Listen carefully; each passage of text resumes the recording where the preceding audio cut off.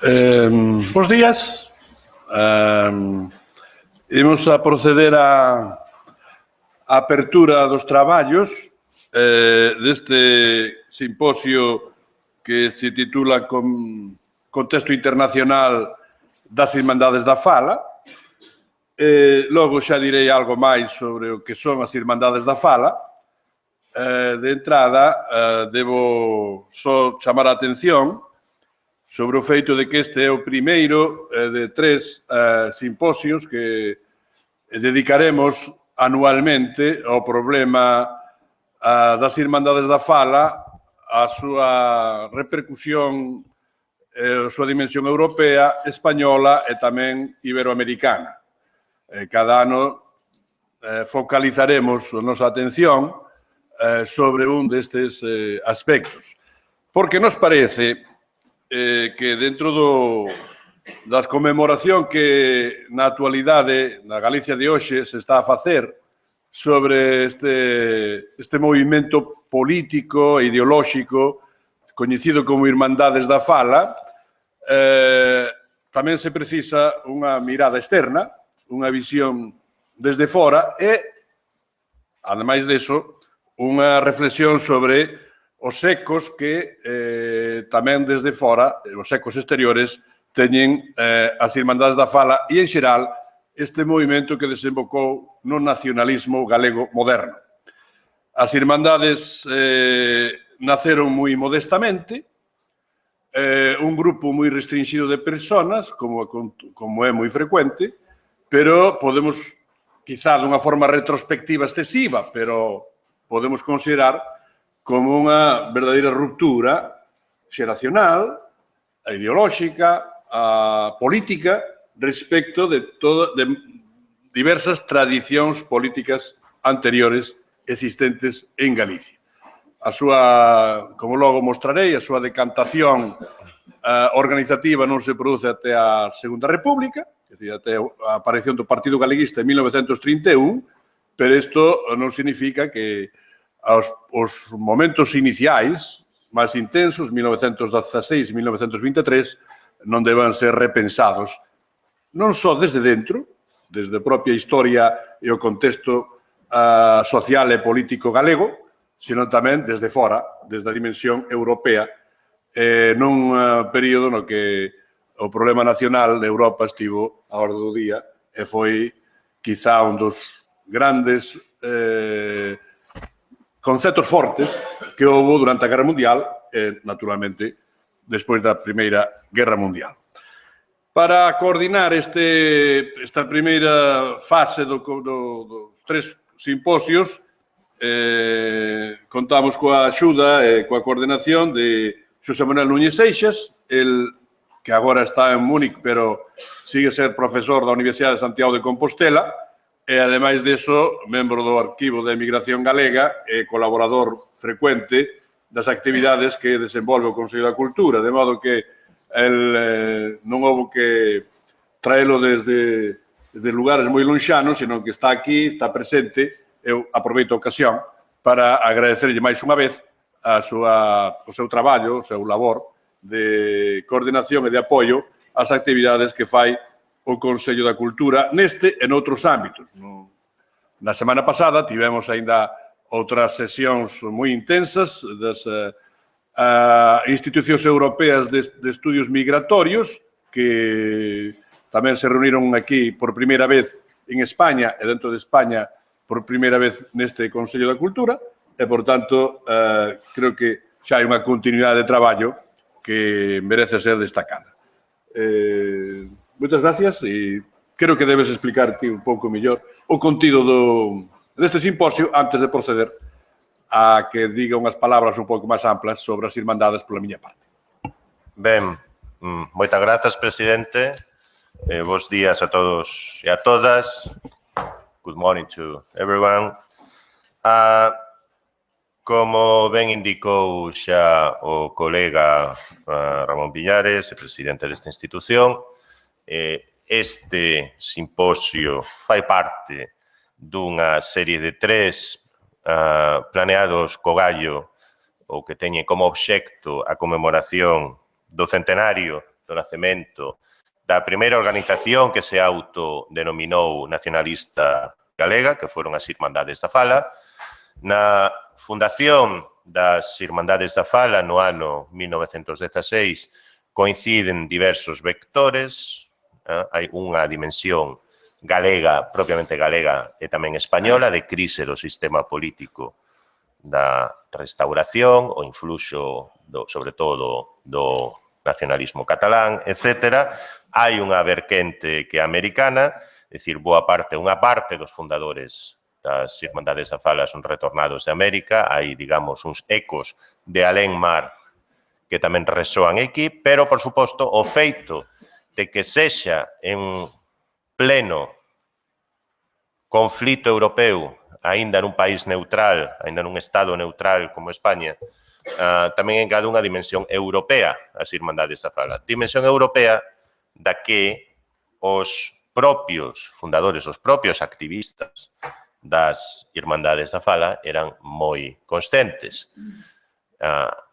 Digámoslo así, a plena actualidade, a difusión do principio das nacionalidades por parte dos bandos contendentes, nomeadamente da Entente, xa que eran case todos aliadófilos, hai que lembrar, durante a Primeira Guerra Mundial, ao que despois viría a engadirse no 1917 a proclamación do dereito de autodeterminación por parte dos soviets e aínda máis tarde a difusión dos doutrina, do que podemos chamar doutrina ou mito da autodeterminación nacional por parte de Wilson, aínda que Wilson, como despois exporei no meu relatorio, non foi exactamente o inventor diso.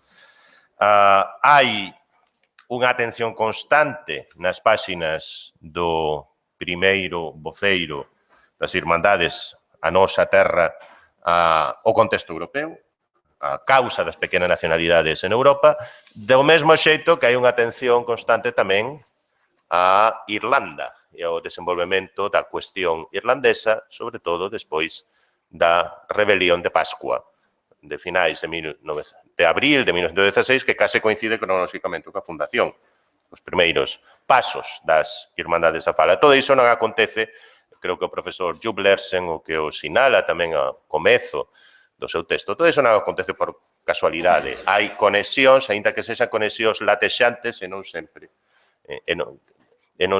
efectivas, non sempre hai contactos directos, pero si hai contacto indirecto, é unha sorte de zeitgeist, é unha sorte de espírito do tempo, que fai aparecer a reivindicación nacional como, digamos, o signo dos tempos. É dicir, o mundo vai camiñando dende a fin dos imperios herdeiros do antigo réxime até ou na dirección, non se sabe moi ben cara onde levaría, iso sí, pero na dirección dos novos estados nacionais e, segundo o principio das nacionalidades, a cada nación deberíalle corresponder, senón un estado, cando menos, unha forma satisfactoria de autogoberno.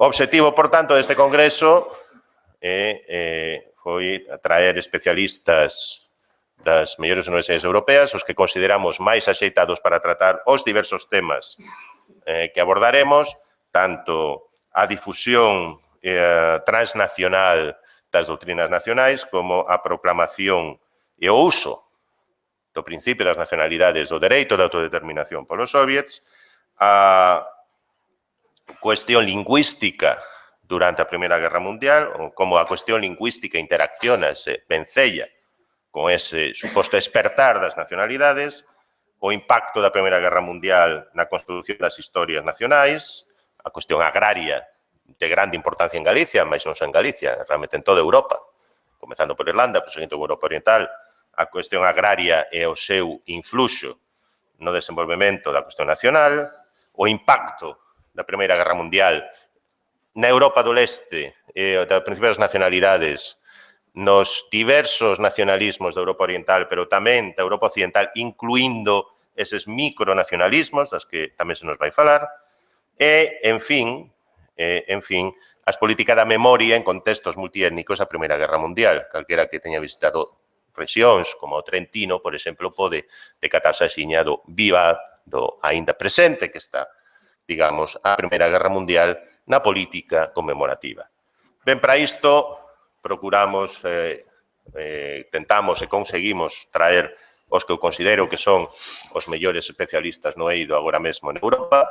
Quero agradecer a todos eles que fixesen este longo camiño de Santiago para estar hoxe aquí connosco.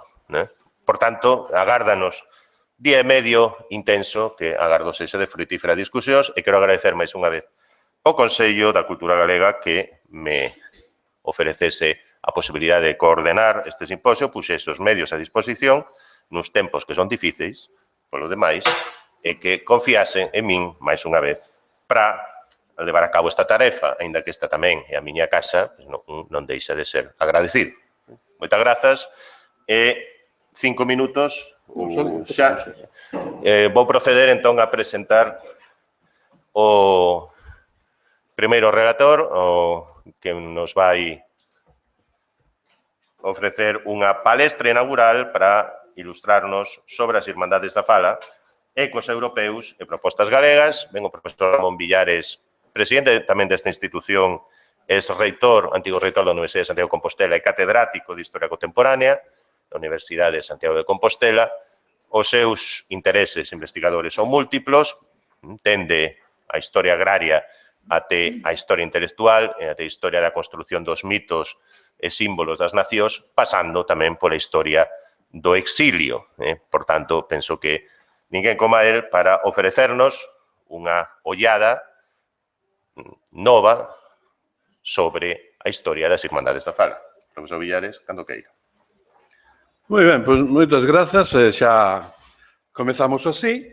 A verdade é que eu non sei se non lle agradezo moito ao coordenador que me colocase nesta posición, porque sei que é un pouco difícil resolver esta encomenda. Por unha parte, unha porción importante do auditorio coñece ben as Irmandades da Fala, por outra parte, algúns reputo que coñece moito menos. Por tanto, vou facer unha presentación moi sintética da súa evolución fundamentalmente do ano 16 ao 23 e logo unha reflexión sobre os principais problemas que plantea as Irmandades da Fala, sobre todo en perspectiva comparada, sin desatender naturalmente algo que os membros das Irmandades da Fala tentaron abordar, que foi relacionarse con algunhas experiencias exteriores análogas ou que podrían servir de referente de reintegración, sexa a Cataluña. Voume referir a Cataluña, a Portugal e a Irlanda como tres exemplos desos ecos externos para terminar con algunhas reflexións conclusivas sobre o grado de ruptura ou non ruptura que supuxeron as Irmandades no panorama cultural e político galego no século XX. Para empezar, xa con esta fotografía pode servirnos un pouco de inicio, quixera chamar a atención sobre o feito mesmo da aparición nesta época do nome e do principal obxectivo que está detrás deste nome. Efectivamente, son coñecidas como Irmandades da Fala, mas inicialmente non eran Irmandades da Fala, sino que eran unha irmandad de amigos da fala ou incluso amigos do idioma, amigos del idioma gallego. Tanto houve unha indecisión inicial que se foi consolidando desde amigos de a Irmandade de. E non é irrelevante esta indecisión, porque creo que se pasou desde unha concepción un pouco máis de excursionismo, de amantes da natureza, de saída ao campo. O propio Villarponte, que é un dos fundadores das Irmandades, era membro dos Amigos de los Árboles, da asociación que en Coruña era bastante importante, que facían normalmente moitas excursións, non? Pero desta percepción un pouco de sair ao campo, pasouse á idea de Irmandade. E Irmandade ten moitos máis ecos históricos, románticos, medievais, e está moi enraizada, podemos decir, que na tradición cultural galega. De feito, un dos autores que a Villarponte e outros consideraban como un referente esencial foi Benito Viceto. E Benito Viceto, que é un historiador romántico que algúns membros da xeración nós chamaron como Walter Scott, galego, escribeu en 1851 unha novela, hoxe non lida, quizá felizmente, que se chama Los Hidalgos de Monforte. E en Los Hidalgos de Monforte hai un relato moi heroizado da figura de Pardo de Cela e da pequena nobreza galega que se une en irmandade contra a opresión exterior representada naquela altura pola monarquía do reino de Castela e León. Viceto introduce un lema que logo é moi asumido polas irmandades da fala e por moitos outros elites culturais da época, que é o de Deus fratesque Galaeciae. É dicir, Deus e os irmáns de Galicia, dice Viceto, será la divisa de la terrible hermandad. De modo que de amigos a irmandade. No que tamén podemos ver que existe algunha influencia dos ecos europeos coetáneos. De feito, en Irlanda, en outros lugares, pero sobre todo en Irlanda, xa levaba moito tempo a Irmandade Republicana irlandesa funcionando como tal. Había, desde moitos anos antes de que se fundaran as Irmandades, unha liga gaélica. E digo todo isto porque o propio Risco, Vicente Risco, que é o que despois sería o gran teórico das Irmandades da fala, Vicente Risco, en 1921, na revista Nós, di explícitamente a Liga Gaélica, falando de Irlanda, formouse na Irlanda moito antes coa mesma finalidade que as nosas Irmandades da fala. De modo que aquí Risco establece unha parentela que vai, por tanto, primeiro, excursionismo, segundo, medievalismo ou romantismo, terceiro, ecos irlandeses na definición das Irmandades. As Irmandades, como se sabe, teñen a súa orixe nunha reunión de 20 e tantas personas na cidade da Coruña o 18 de maio de 1916. Isto sería a data inicial. É unha reunión que é o resultado dunha campaña da que logo falaremos algo, de movilización ou de concienciación dunhas elites galegas tanto en Madrid como en Galicia que estaban preocupadas pola cuestión regional. Pero antes de chegar aí, debo decir que as Irmandades son, en certo modo, inseparables do contexto de profundas transformacións que experimenta Galicia nos anos 10 e nos anos 20, na década dos 10. Non só é a guerra europea a que marca a aparición das Irmandades, senón tamén este contexto no que a guerra, en virtude mesmo da neutralidade española, ofrece algunhas oportunidades para que economías aínda pouco desenvolvidas, que estaban sendo integradas no mercado interior español, como é o caso da galega, experimentasen tuvesen unha grande oportunidade para se desenvolver.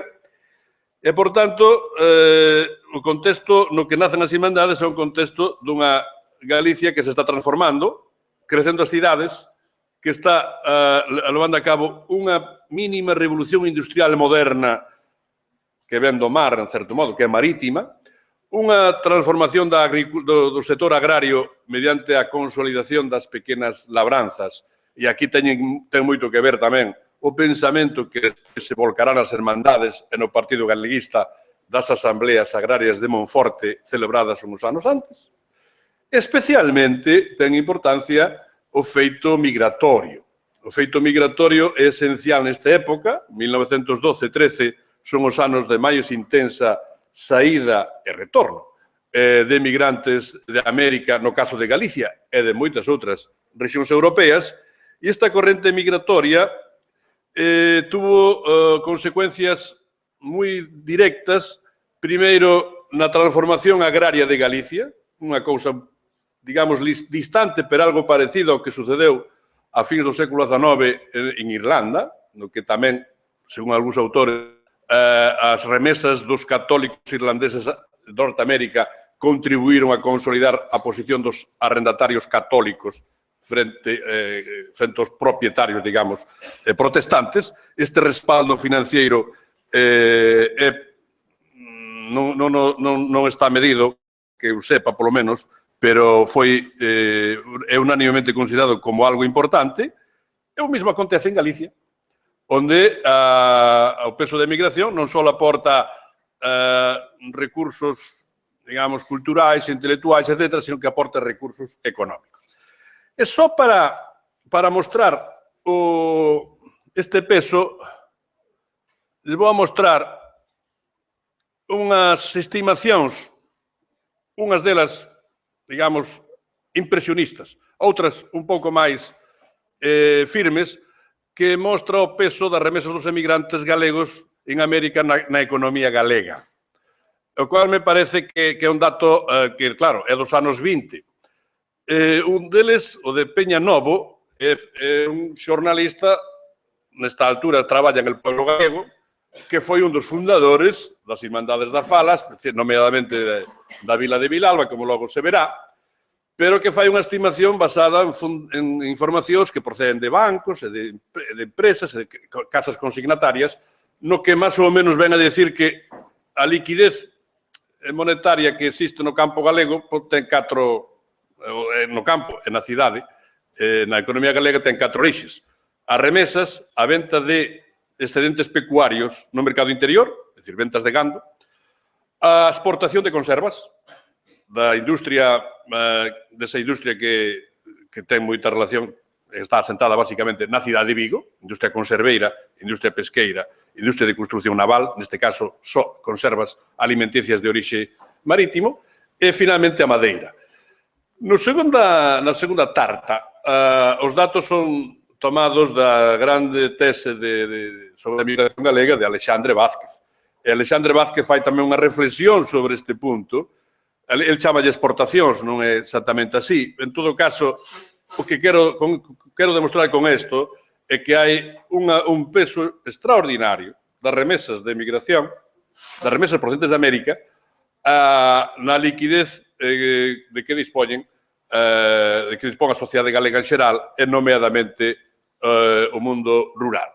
De modo que as irmandades non dependen das remesas, naturalmente, pero as irmandades son inseparables deste pequeno acceso de Galicia a, digamos, un mundo de modernidade que ademais ten outros componentes, como estará presente nas irmandades, que é unha crítica moi directa ao sistema político da restauración en España, unha crítica moi directa ao sistema de alternancia turnista e tamén unha percepción de que hai un problema regional en España que debe ser resolto dun modo distinto ao que estaba en funcionamento naquela altura. Hai que recordar que en 1912-13 puxose en funcionamento, despois de moitos debates e de moita presión da minoría catalana ou da Liga Regionalista Catalana no Congreso dos Diputados, o proxecto de Mancomunitat Catalana. A Mancomunitat foi a primeira expresión nos tempos contemporáneos de goberno descentralizado na historia de España. Esta Mancomunitat Catalana permitiu que a unión das 4 diputacións de Cataluña diseñasen un plan en materia educativa ou de instrucción, en materia de vías de comunicación ou de vías secundarias dentro do territorio catalán, en materia de comarcalización, en fin, que creou unha mínima infraestructura de goberno e de xestión do territorio en Cataluña. Nese contexto é no que aparecen, por tanto, as Irmandades da Fala. E as Irmandades da Fala aparecen tarde, pero non podemos exixir responsabilidades de quen aparece tarde. Aparece cando aparece. E houbera algunhas tentativas de construir o regionalismo galego no século XIX, especialmente a fins do século XIX. A mobilización máis importante foi a da loita a favor da permanencia en Galicia da Capitanía Militar de Coruña, 1893. Houve algunhas tentativas posteriores, como toda a mobilización da Liga Gallega e do Grupo Regionalista da Coruña en torno dos mártires de Carral, etc., do que logo direi algo, E houve, naturalmente, a experiencia de solidaridade gallega, que foi feita a imaxe de Cataluña. Pero todas estas tentativas non desembocaron na creación dun movimento, e xa non digo un partido, un movimento que pudese ter posibilidades de manterse. De modo que foi durante a Guerra Mundial e dunha forma combinada entre reflexións e campañas de xornais feitas en Madrid e feitas na Coruña ou en Galicia, como se creou o caldo de cultivo para a aparición das Irmandades. E aquí hai dous elementos fundamentais. Unha, a participación dunha elite cultural de orixe galega, ou galega propiamente dita, que residía en Madrid, que traballaba en boa medida nos xornais de Madrid ou no Ateneo de Madrid, do cual é expresión esta revista Estudios Gallegos, escrita en castelán, pero que foi un lugar donde se recolleron, digamos, todas estas experiencias anteriores, especialmente toda a experiencia das asambleas agrarias de Monforte. Os seus inspiradores eran dous reformistas e institucionistas, en certo modo, galegos, que se chamaban Aurelio Ribalta e Rodrigo Sanz. Rodrigo Sanz tuvo moita importancia na configuración e na organización das asambleas agrarias de Monforte. En Estudios Gallegos estáse recollendo e deseñando un dos programas máis nítidos en materia de reformismo social e agrario que despois acabará formando parte das Irmandades e do nacionalismo posterior. E pola súa banda, dentro de Galicia, un xornalista que iba a ter unha importancia moi grande na fundación das Irmandades, que se chamaba Antón Vilar Ponte. Antón Vilar Ponte era un antigo boticario en excedencia que exercía de xornalista, que estivera como xornalista en América, en Cuba e logo tamén en Portugal, e mesmo el di que en Portugal foi onde se robusteceron as súas conviccións de que había que actuar nesta dirección. Lanza unha campaña de xornalística en 1915-16 que se condensa neste folleto que unánimemente se considera como o punto de partida das Irmandades da Fala, que se titula ambiguamente, aquí está a segunda edición, 3 meses despois da primeira. Na primeira non estaba ainda así. Se titula Nacionalismo gallego, coa bandeira de Galicia, nuestra afirmación regional e o escudo. Tanto xa hai uns aportes simbólicos do que é a identidade galega, pero ainda hai unha incerteza moi grande sobre o que é. Pode ser nacionalismo, pode non ser, afirmación regional, e aquí dices apuntes hechos para un libro por Antonio Villar Ponte. A partir de aquí, como se empeza a funcionar a Irmandade, as primeiras Irmandades. Sería importante, non quero ocupar moito tempo nesto, pero este folleto está dedicado a 5 personas. E 5 personas que son moi representativas. É dicir, a Ribalta, a Sanz, a Lugrís, a Valcarce e a Horta. Ribalta e Sanz xa dixen quen eran. A Valcarce era o secretario da Cámara de Comercio de Coruña, por tanto, estaba bastante lonxe do que podía ser un movimento de carácter nacionalista. E Constantino Horta estaba en Cuba e era un xornalista del Eco de Galicia en Cuba. Pero aquí hai xa esta vinculación coas certas mesocracia urbana da cidade e coa emigración e con Madrid. Por tanto, dedícallo a persoas que viven en Madrid, que están traballando desde Madrid, persoas que están na Coruña, persoas que están en Cuba. E a Irmandade fala, neste sentido, da Coruña, é a marca inicial e é a marca casi hexemónica das Irmandades até a aparición do Partido Galeguista. Así que as Irmandades, logo veremos algo desto, tiveron moitas tentativas de organizarse, de estruturarse nun partido, etc. Pero a Irmandade da Coruña normalmente foi a metade de todo o movimento. Se un conta os afiliados das Irmandades, que houve até casi 20, ou algo máis de 20 en Galicia, a metade eran de Coruña. Representaba, por tanto, esta forza da cidade de Coruña. As Irmandades que ameneceron na Coruña, pero tiveron un eco relativamente... A Irmandade de Coruña tivo un eco rápido noutras partes de Galicia. Isto é é a mostra de que estaba o terreo abonado para poder facer esta, digamos, difusión da Organización das Irmandades. Despois da de Coruña, a primeira que se constituye de Santiago e a terceira é de Vilalba. E de Vilalba ven aquí a colación, o traigo a colación non só por ser de Vilalba, que tamén, sino e sobre todo porque aí é onde está presente este mozo dirixente da Irmandade, naquela altura tiña 20 e poucos anos, 23, 24 anos, Lois Peñanovo, que ademais foi despois un gran dirixente do conxunto das Irmandades, non? Antes de que as Irmandades se foran expandindo ao resto de Galicia, ainda que dunha forma, eu creo que moi irregular. Nas Irmandades que hai?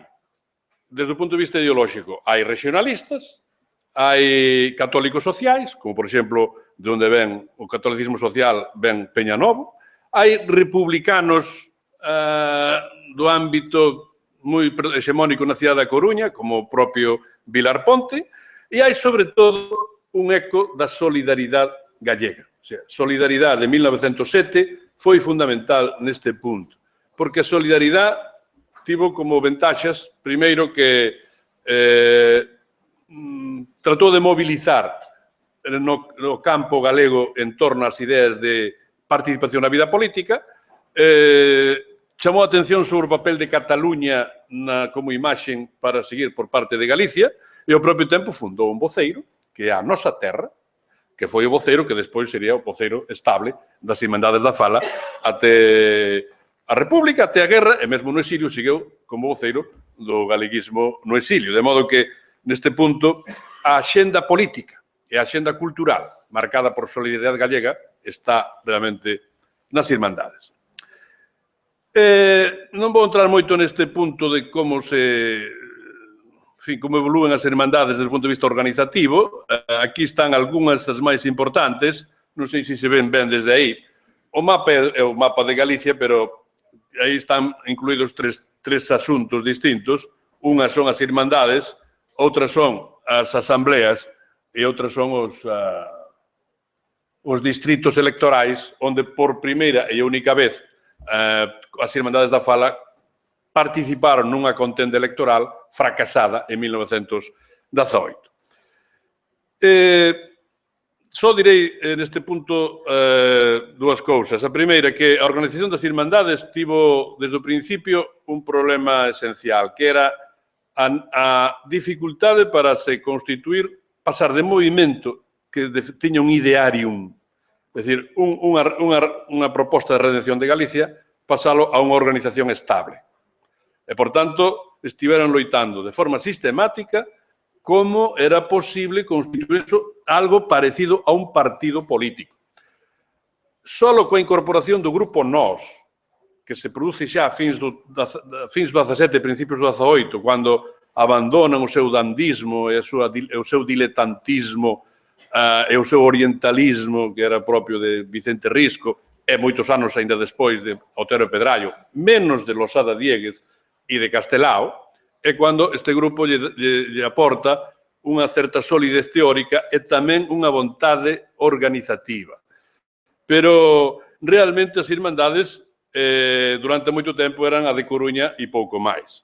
Baste recordar que entre os 600 ou 700 militantes que se dice que había, algunhas tiñan verdadeiramente pouca militancia. Por exemplo, na cidade de Ourense, segundo conta Risco en carta particular a Losada Diéguez, estou falando de novembro de 1918, é dicir, antes da Asamblea de Lugo, a Irmandade son 3, dice Risco. Algo motivo de curiosidade, cando non de coña. De risa, diríamos, para explicarnos un pouco mellor.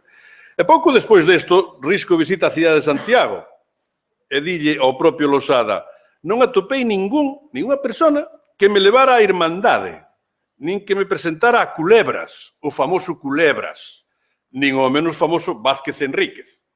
Culebras era un dos representantes da Irmandade aquí, era tamén farmacéutico, e Vázquez Enríquez fora candidato nas eleccións polo distrito de Noia en 1918 e tampouco.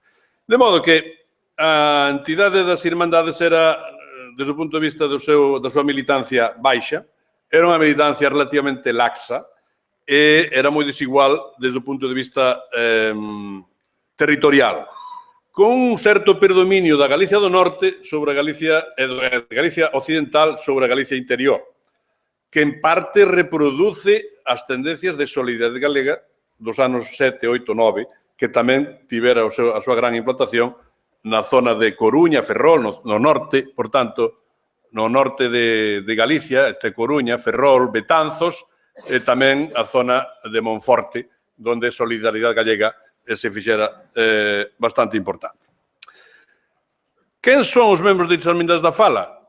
Xa sabemos máis ou menos quantos son. O seu perfil sociolóxico foi... En fin, está aquí feito unha elaboración sintética a partir das tablas que foi elaborando o profesor Beramendi no seu libro de Provincia e Nación. Aí el computa até 800, máis ou menos, afiliados das Irmandades, pero entre 1916 e 1931, non só deste período inicial. E, francamente, o que predominan pois son mesocracia urbana, propietarios agrarios, profesións liberais, funcionarios, o que el chama unha inteligencia, e, en moita menor medida, en torno pois a un 10%, máis ou menos, serían estos que el titula clases populares, que serían pois un 11%. É dicir que o total dos propietarios é un 20%, entre os cuales destaca sobre todo os comerciantes, que é un 11%. Entre os profesionais liberais destacan os abogados, os médicos constituen un 21%. Entre os funcionarios, sobre todo os funcionarios medios, e na inteligencia, el recolle un 15% que serían profesores de ensino medio, ensino secundario, ensino superior. E, finalmente, nas clases populares, empregados, algún artesán, 0,8% de obreiros e 1% de campesinos. De modo que, en xeral, podemos decir que o que predomina como militancia das Irmandades da Fala é xustamente unha mesocracia urbana, que eran normalmente personas de media, alta e elevada formación e instrucción, que lograran, e isto está moi relacionado tamén con outros movimentos análogos, especialmente cos irlandeses, con estudos ou ben na Universidade Galega aquí, en Santiago de Compostela, ou ben na Universidade de Madrid. Así como moitos outros irlandeses e outros pois, estudaban nas universidades británicas, ou, bueno, inglesas, aquí tamén foi algo parecido. Nunha evocación posterior, moi tardía, de Ramón Vilar Ponte, o irmão do fundador, no seu discurso de entrada na Academia Galega en 1951, que se titula A xeración de 1916, dice que, cando se pregunta a si mesmo quen eran os membros das Irmandades, dice, eran algúns universitarios e outros autodidactas. E autodidactas quere decir con unha instrucción ou unha educación informal. Autodidactas con formación adquirida, dice el, nas loitas agrarias, nas loitas societarias e nas aventuras de emigración. Por tanto, non había, en todos estes membros das Irmandades, o que non había era unha marca inicial de formación, tipo a dos irmáns cristianos de Irlanda, que marcou a ferro moitos da xeración dos revolucionarios irlandeses dos anos 10 a dos anos 20, senón que hai como unha grande pluralidade ou diversidade de orixes. E ten moita importancia, neste punto, a emigración. Que querían facer as Irmandades?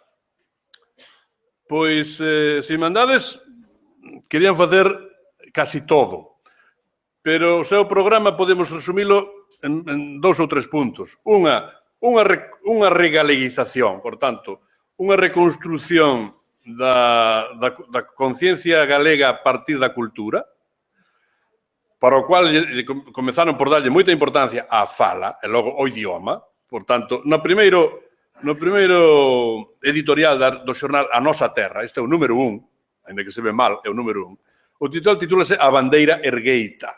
E a bandeira ergueita é a bandeira flameando, non? é a lingua, sobre todo. Despois da lingua, a cultura. En segundo lugar, veñen os problemas económicos de Galicia. En terceiro lugar, ven a organización política de Galicia. Por tanto, regaleguización, problemas económicos, autonomía. É dicir, unha proposta, aquí ainda non se dice nas primeiras fases. Isto será máis tarde, pero autonomía como forma de autogoberno en Galicia. Por tanto, este programa ten un pouco de reacción frente ao perigo de perda da identidade galega. É dicir, que hai unha regaleguización que supón o mismo que decir descastelanizar. É dicir, ou evitar que a cultura galega, que está en proceso de transformación, incluso sociolóxicamente, non se perda. Por tanto, é unha reacción, en certo modo, moi común en moitos movimentos deste estilo, que tamén aquí se produce a través dunha chamada de atención sobre o feito de que o 90% da poboación galega fala galego, coñece o galego, mas non emprega, non ten uso literario, non ten uso, digamos, dignificado, sen uso poético, pero non uso de outro estilo. Entón, as irmandades abogarán por uso en prosa da lingua galega, por o seu emprego en xornais, en medios de comunicación, por introducilo no teatro, por promover sociedades corais, por editoriais que editen libros en lingua galega, contos ou relatos cortos, a colección LAR, por exemplo, as sociedades corais, por exemplo, o teatro ten tamén unha certa... A Escola de Declamación fundada na Coruña, todo isto ten uns certos ecos tamén irlandeses do teatro da Abadía, podríamos decir, pero que moi pálidos, recollidos aquí. Na cuestión dos problemas económicos, aquí hai unha asunción por parte das irmandades do que era a tradición non tanto do regionalismo como das asambleas agrarias de Monforte e da solidaridade gallega. E son problemas económicos que teñen que ver, por unha parte, coa ordenación do mundo rural, polo que abogan en favor da consolidación das pequenas labranzas, é dicir, pequenas explotacións campesinas, polo reparto dos bens comunais, que en Galicia moi importante, era 3 partes do territorio galego, 3 de 4, os bens comunais, no que as asambleas agrarias de Monforte insisten moito, e, en terceiro lugar, insisten nun aspecto que creo que conceptualmente foi tamén moi permanente en toda a tradición do nacionalismo, que foi o cooperativismo. Por tanto, poder facer frente aos retos dunha economía capitalista mediante unha solución non de disolución da pequena propiedade e da pequena explotación campesina, senón de cooperación para poder facer frente aos retos do mercado capitalista. Rodrigo Sanz, na revista que antes se dicía Estudios Gallegos, conta das asambleas agrarias de Monforte que estas le enseñaron al campesino el voto electoral, los derechos de reunión, de asociación, le auxiliaron para fundar sus sociedades de defensa anticaciquil y de sindicación agrícola, les citaron e amaestraron para comprar maíz, abonos y maquinaria colectivamente, para vender ganado en común, para prestarse cooperativamente. Así non podemos resumir mellor que o que dice este Rodrigo Sanz, alma das asambleas agrarias de Monforte, alma tamén da revista Estudios Gallegos e tamén alma inicialmente das Irmandades da Fala. Isto está escrito en 1915. Dentro deste asunto dos problemas económicos hai unha reivindicación sistemática que foi o que aquí xa dice en parte Rodrigo Sanz, que foi a política libre cambista. Defender unha política libre cambista frente ao proteccionismo xeral da economía española. Isto foi unha obsesión quizás excesiva, pero isto é unha marca constante do programa das Irmandades e do nacionalismo en xeral. Vexan aquí, digo eu, ainda que non o vexan, con perdón, neste decálogo que está aquí encabezado polo Galiza Ceibe, que é un dos primeiros berros escritos sobre a Galicia libre e independente que se produce en Galicia, aquí o número 10 do decálogo é libre cambio. O primeiro é autonomía da Galiza. E o último é libre cambio. Despois, polo medio, moitas outras cousas. Por tanto, libre cambio significa política económica atribuída ao propio poder galego, pero ao propio tempo combate do librecambismo español. Isto non me dá tempo a meterme sobre isto, pero isto podía ser susceptible de un gran debate, porque o que se está discutindo é como poder dispoñer de máis recursos en Galicia gracias a unha posibilidade de acceso ao mercado mundial de produtos agrarios para comprar millo, sea maíz, para comprar trigo ou outros produtos que son necesarios para consumo humano e consumo animal, por tanto, como forraxe. En cambio, non podemos facelo porque hai unha limitación arancelaria. Pero para que querían facelo? Sobre todo para alimentar unha especialización gandeira cada vez máis en alza. Por tanto, como forraxe. E o que dicían moitos economistas da época dicen, no, pero non pode ser así, porque resulta que vostedes venden a precio o quilo de carne no mercado interior e non no mercado exterior. Por tanto, non poden comprar no mercado exterior barato e vender no mercado interior caro. Que é o que, por exemplo, dice nun artigo fundamental da altura Flores de Lemus, nese artigo tan coñecido, tan coñecido para algúns, que se chama Sobre unha dirección fundamental de la agricultura española, 1925. Afórrolles unha mención deste artigo porque nos levaría un pouco longe. Respecto do problema político, os Irmandades dubidaron durante moitos meses, realmente 2 anos, dubidaron como definirse. Primeiro eran regionalistas, logo regionalistas, como dicía algún nunha carta privada, con apelido, podía ser regionalista galeguista ou regionalista integral, outra cousa, e finalmente declaráronse nacionalistas. O debate entre regionalismo e nacionalismo ocupou hasta 1918 e formou parte tamén dos encontros e desencontros con Cataluña, especialmente con Cambó. Pero, finalmente, no contexto xa que estaba acabando a Primeira Guerra Mundial, ten lugar unha certa solución dos 2 problemas centrais, e é como mantemos un programa común facendo unha asamblea, por tanto, facendo unha reunión de todas as asambleas. Iso é a Asamblea Nacionalista de Lugo, 1918. E como nos definimos?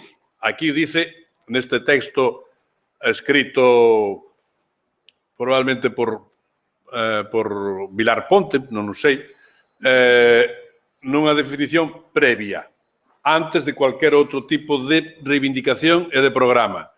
Tendo Galicia todas as características esenciais de nacionalidade, nós nomeámonos de hoxe para sempre nacionalistas galegos, xa que a verba regionalismo non recolle todas as aspiracións, nin encerra toda a intensidade dos nosos problemas.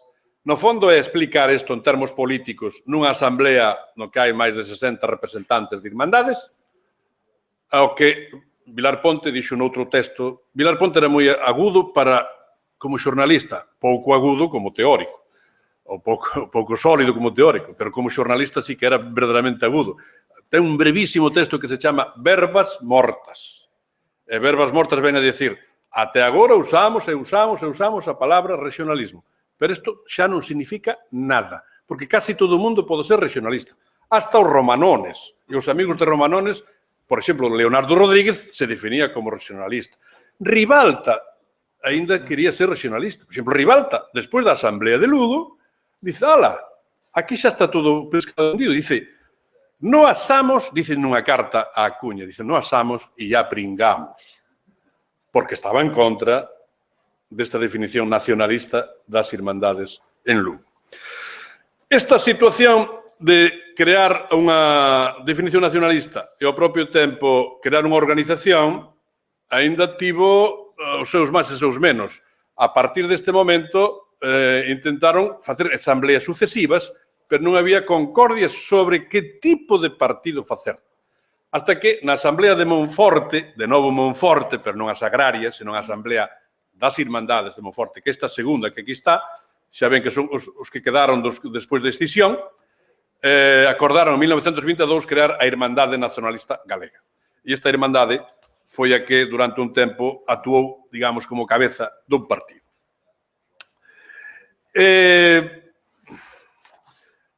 Vou deixar a cousa aquí porque senón non logro cumplir as demandas e expectativas.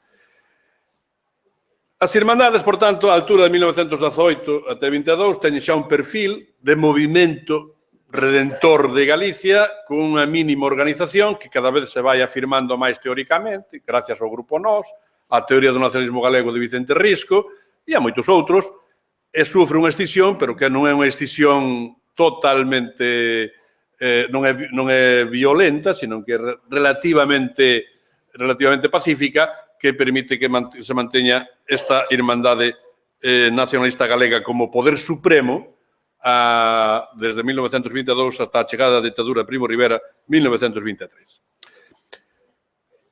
Como se relacionan as irmandades ou como se ven co exterior? Isto era a segunda parte, pero que xa vai quedar en mínima parte da miña intervención. Bueno, há unha relación a través de ecos que chegan, que xa aludín un pouco, a Guerra Mundial, o problema das nacionalidades, o wilsonismo e todo isto, que de algún modo está presente. Incluso en Lugo hai unha apelación a ingreso das asambleas na Liga das Nazóns. Ainda non estaba constituída a sociedade, pero era previsible, según un dos puntos, creo que o número 14 dos puntos de Wilson xa era a constitución dunha Liga ou Sociedade de Nacións. Por tanto, hai unha vontade de incluirse aquí. Hai peticións a algúns gobernos municipais para que soliciten que o goberno de España se incorpore á Liga das Nazóns. Isto forma parte, por tanto, desta idea de estar presente en Europa, estar presente en outros lugares, ter dimensión externa. Creo que un dos máis sensibles e conscientes desto era xustamente Vicente Risco. Non tanto a Irmandade de Coruña, que tamén, pero sobre todo Vicente Risco. Vicente Risco nunha desas confesións que lle fai epistolarmente a Losada, en 1921, di: xa sei que ti eres pouco lusitanista, que eres euskarófilo, que eres catalanófilo. Dille Risco a Losada, Dieguez, que é o gran mentor intelectual de toda aquela operación Nós. Pero, engade, nós, os nacionalistas galegos, sen apoio fora, nada poderemos endexamais. Tanto é consciente de que necesita ser recoñecido fora e ter mediación para poder vehicular ese recoñecemento. Ter espellos nos que reflectirse, non? E aquí hai moitos, bueno, algúns, non moitos, pero basicamente chamaría a atención sobre tres. Un interno español, é dicir, catalán, outro ibérico, o portugués, outro europeo, o irlandés. Serían os tres referencias que manexou máis intensamente o movimento nacionalista galego das Irmandades neste período. O espello de Cataluña procedía do regionalismo, procedía da solidaridade gallega, é dicir, que había un exemplo, había unha tradición constante de admiración e imitación de Cataluña. Imitación que se traslada ás Irmandades até o ano 18, até que fracasan nas eleccións do ano 18 e até, sobre todo, que Cambó ingresa no goberno de España. Ingresa como ministro no goberno de Concentración Nacional de Maura e logo incluso acabaría sendo ministro en 1921 de Facenda. Antes foi de Fomento. Até o punto que Cambó é considerado por parte dos irmandiños, non por todos, como verdadeiramente un renegado. Un renegado que que Risco a veces lle chama un roñoso xudeo, outras veces un ex-catalán, son frases bastante fortes, ex-catalán. Incluso os regionalistas, é un matiz moi simpático, porque nunha carta que é inédita, creo, entre Valcarce e Acuña, dos regionalistas, escrita en 1919, este Acuña está en Madrid e dille a Valcárcel: bueno, é conveniente que veñas por aquí porque estou en contacto cos delegados de Cambó, sobre todo con Beils, que foi un dos grandes delegados políticos de Cambó, despois foi para a Argentina, etc. Porque estamos armando unha nova candidatura regionalista en toda España e, por tanto, Galicia ten que participar. E dille, está ben tratar cos cataláns, pero, advirte, es mejor que los catalanes apoyen, pero sin ir a Galicia para nada. Sin ir a Galicia para nada. Por tanto, xa estaba este disenso. Cataluña, sí, pero non os regionalistas da Lliga de Cambó. Logo, o nacionalismo entraría en relacións con outro tipo de nacionalismo catalán, o de Acción Republicana, o tamén da Unión Democrática, en fin, isto posteriormente tería outro tipo de soportes. O espello de Portugal, este sí que foi realmente, bueno, Cambó non é preciso, Cambó é coñecido, por tanto, non é preciso insistir moito iso. O espello de Portugal sí que foi tomado con moita intensidade polo nacionalismo galego, tanto do sector máis liberal democrático, que sería o das Irmandades da Coruña, como polo sector máis tradicionalista, que era o de Nós e de Ourense. Portugal era unha especie, en certo modo, un referente de reintegración.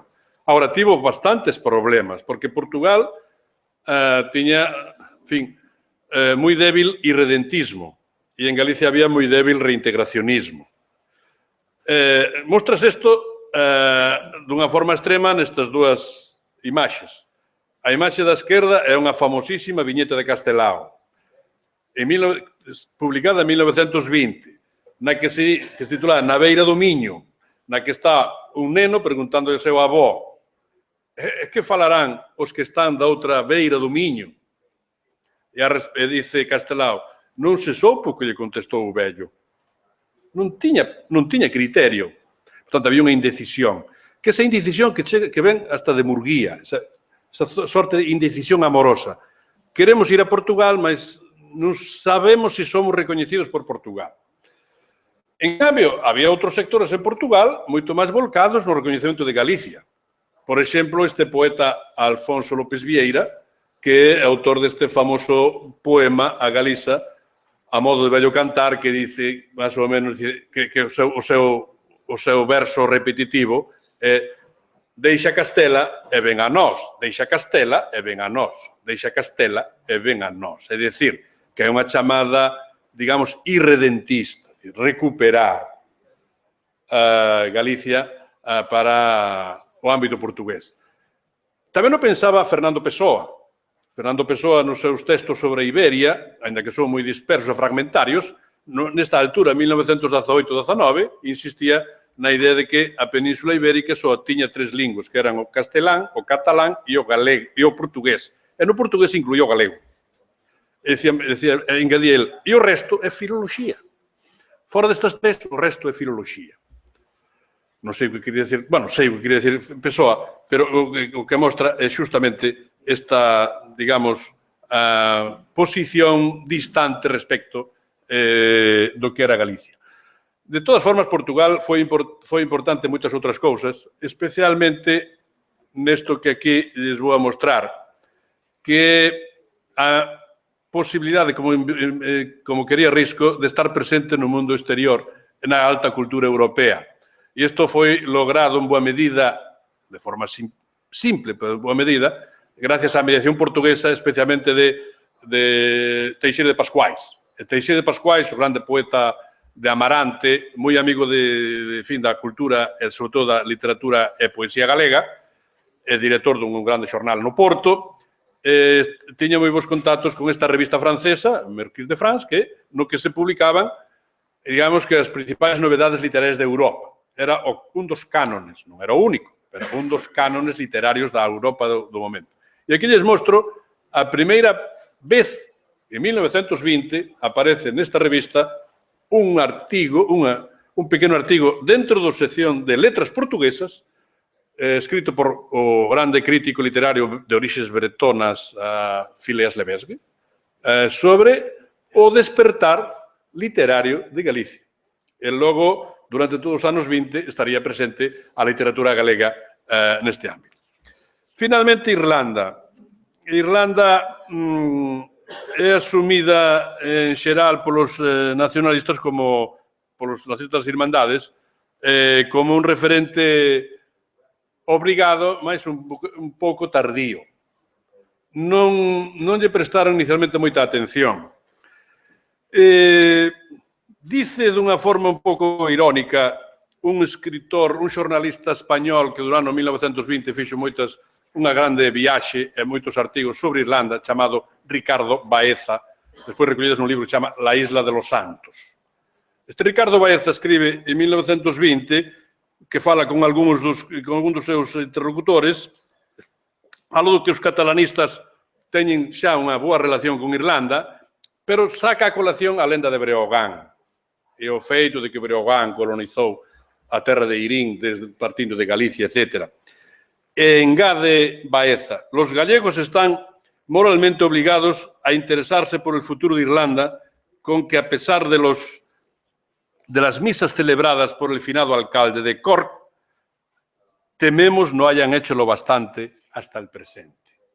En poucas palabras, define o que sucedeu. E o que sucedeu foi que Irlanda está presente aquí pois da época do regionalismo, non hai que recordar o ergue labrego, ergue te anda, como en Irlanda, de Alfredo Brañas do fin do século XIX, houve un eco das loitas agrarias irlandesas, incluso en escritores regionalistas regionalizacionistas, mellor dito, non regionalistas, como Diego Pazos e García, que escribeu todo un libro sobre as loitas agrarias irlandesas, feito desde Sarria, como registrador da propiedade. Pero, digamos que a solidaridade galega escorou máis a posición cara a Cataluña e quedou Irlanda un pouco en penumbra. Irlanda empezou a ser realmente importante a partir do 20. Curiosamente, non do levantamento de Pascua, non de incluso de toda a evolución da súa cultura, literatura, política, aparecido o Sinn Féin, todo eso, senón, sobre todo, cando se planteou o problema da loita entre redmondistas, digamos, e Sinn Féiners, e cando se plantea esta, podemos decir, gran mística sacrificial que supuxo a morte do alcalde de Cork en 1920 por folga de fame nunha prisión inglesa a fin de 1920. A partir de aquí aparecen moitas noticias, tanto na nosa terra como en nós, sobre Irlanda, que aquí lles podo mostrar, por exemplo, un dos números casi exclusivos dedicados a Irlanda pola revista Nós, onde se incluye textos sobre Irlanda, historias de Irlanda, textos de unha biografía de Max Sweeney feita pola súa irmá e traducida por, non sei se Vicente Risco, se Otero Pedraio ou galego e incluída aquí, e sobre todo unha traducción de Kathleen e Houlihan, non? Se pronuncia así, máis ou menos. De Yeats, que influeu moito en este libro, o Mariscal, ou ten unha certa semellanza co libro Mariscal de Ramón Cabanillas e Villar Ponte. Pero, quizá a figura que cautivou a atención mundial, xo decía Baeza nestes artigos, foi o alcalde de Cork. O alcalde de Cork puxo o problema irlandés tanto como despois a guerra, é anterior á guerra, como a guerra puxo na axenda mundial. E aquí vemos que a revista Nós lle dedica a portada en lembranza de Terencio, galeguizado, Max Sweeney.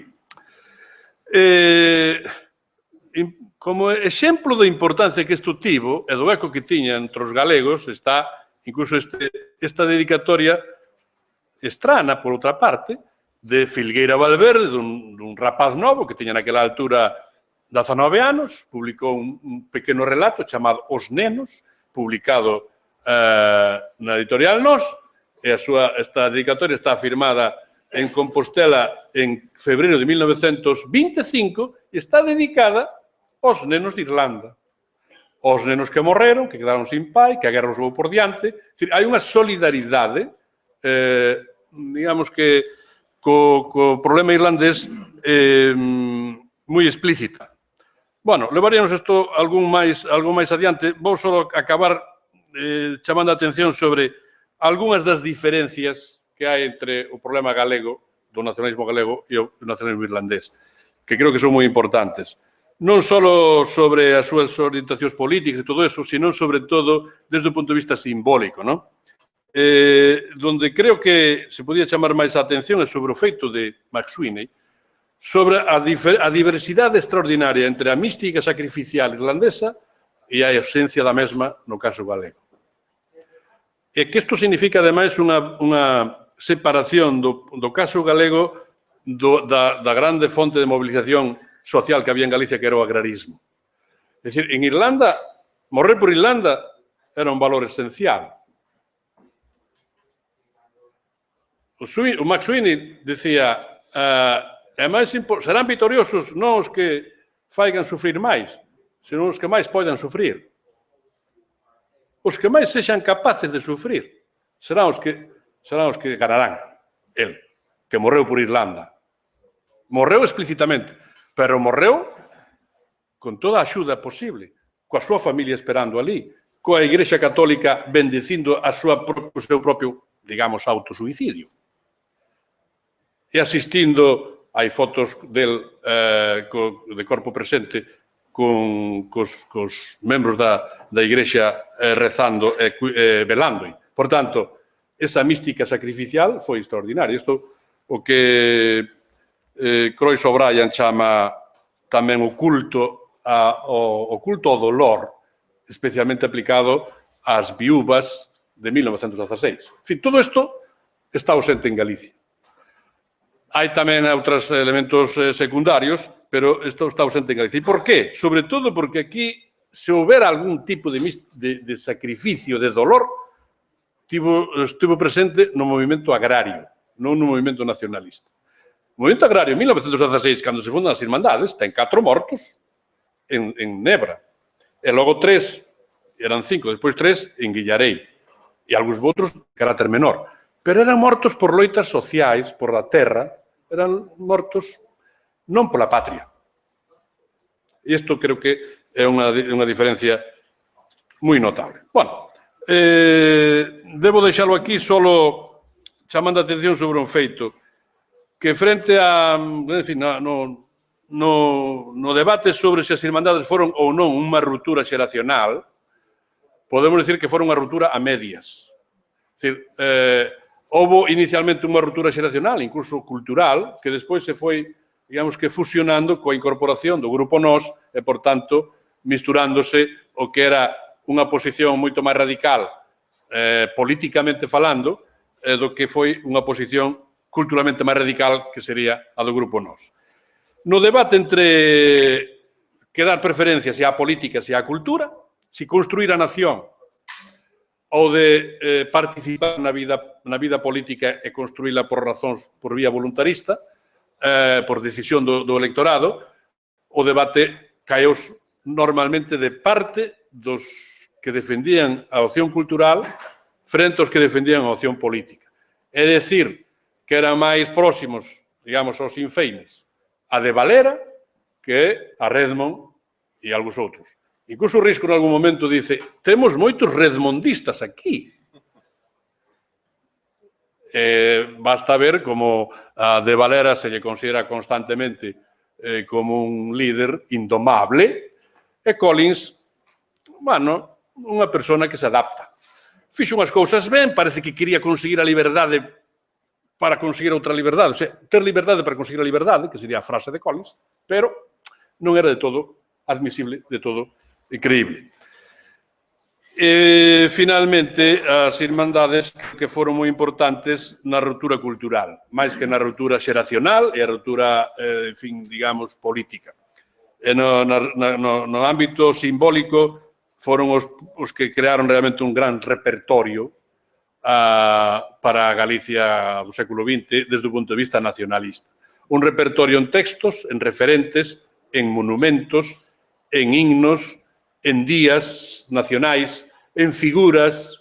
Por exemplo, Pardo de Cela é considerado dunha forma extraordinariamente decisiva. O Mariscal é como unha especie de aplicación a Galicia desta pequeniña obra de teatro da bella Kathleen feita por Yeats en 1902, me parece, ou 3, aproximadamente, un pouco antes, pero en fin. A vella que pasou chorando. A vella que pasaba chorando polos seus, quería recuperar os seus campos verdes de Irlanda, e que disolveu un matrimonio que estaban a punto de consumarse no lugar onde foi acollida, alá cerca de Galloway, me parece, ou non me acordo ben, pero na zona máis occidental, por tanto, máis gaélica de Irlanda. E o Mariscal tamén reproduce eso, e a fixación do Día de Galicia o 25 de xulio, a difusión do himno e da bandeira, en fin, moitos outros elementos simbólicos que creo que contribuíron a cambiar Galicia, incluída a imaxe estética de Galicia. Por iso, cando os irmandiños, en 1918, en Lugo, no último punto dos seus acordos, dicen que defenden a soberanía estética da nazón galega, estaban dicindo algo importante. Soberanía estética non é só a lingua, a cultura, o patrimonio, senón tamén a imaxe de Galicia. Hasta as propias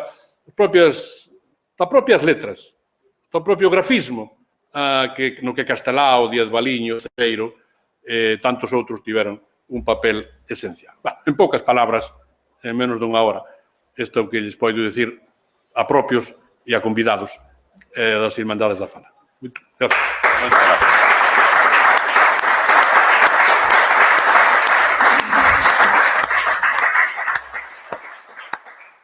Moitas grazas, profesor Villares, por esta visión amena, completa e penso que sintética, pero ao mesmo tempo exhaustiva da historia das Irmandades da Fala. Como tradición nunha palestra inaugural, non debe haber discusión ou debate. Temos agora mesmo unha pausa dun cuarto de hora e retomamos ás 11:15 e aquí, cando teremos os relatorios do profesor Ramón Maiz, do profesor Jupp Lersen e do profesor Malte Rolf. Moitas grazas.